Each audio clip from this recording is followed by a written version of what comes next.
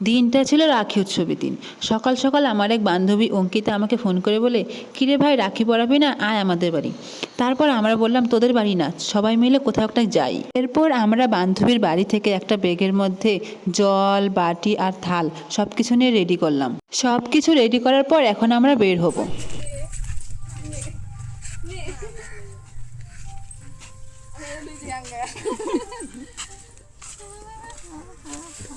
এখন আমরা রওনা দিলাম।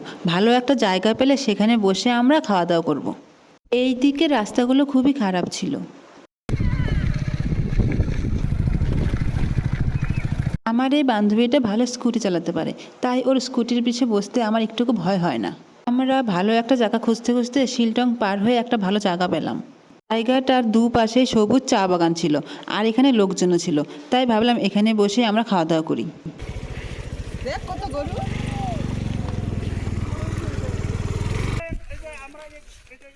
ভালো একটা জায়গা পাওয়ার পর আমরা মাদুর বিছিয়ে নিই। আমরা বাড়ি থেকে আবার মাদুরও নিয়ে গিয়েছিলাম। তারপরে আমরা এক বান্ধবী আরেক বান্ধবীকে রাখি পরিয়ে দিই।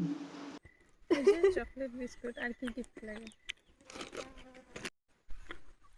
আরে গণেশ উল্টা দিছে। গণেশ উল্টা দিছি এরকম ভাবে। আরে কি শুরু? এদিকে দি। আমি টাইম দেখতে আসলাম না। এটা নিচে দে, আরেকটা হেভি দে। ওইটা পড়াইছে জীবনে প্রথম রাখি। কিছু তো না খাওয়া দাওয়া। আমার দুইটা তিনটা থাকা দরকার না। তো তিনটা থাকা দরকার। জানি পড়াইছে না। এখান থেকে আমার ফটো হয়ে যাবে। পোস্ট করার মতো। না এখান থেকে স্ক্রিনশট নে। সুন্দর। আমি চুলটা ছাড়িয়ে দিলে তেমন সুন্দর করে। এই গরমটার মধ্যে চুল ছাড়ানো লাগতো না, বই দেখা যাচ্ছে আমাকে। হ্যাঁ অনেক সুন্দর। হ্যাপি রক্ষাবন্ধন।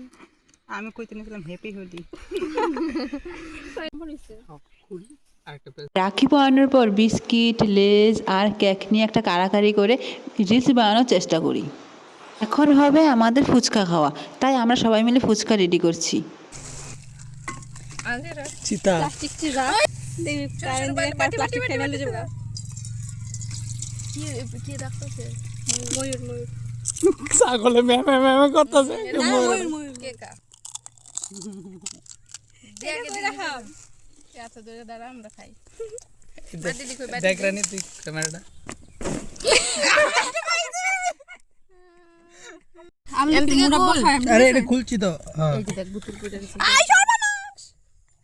তা ভিডিও করে বন্ধ করা হবে না? ভিডিও করে ভুলে গেছে গা। দইটা লাগা তো। আমি খামু সরাইডা। দাঁড়া লাগাই লই। ভিডিওটা শুরু কর। এইটা আমি খাবো। দে বাড়ি দে না বাড়ি। রাখি পরানো ও খাওয়া দাওয়া কমপ্লিট করার পর আমরা সেখান থেকে বেরিয়ে পড়ি বাড়ি আসার জন্য।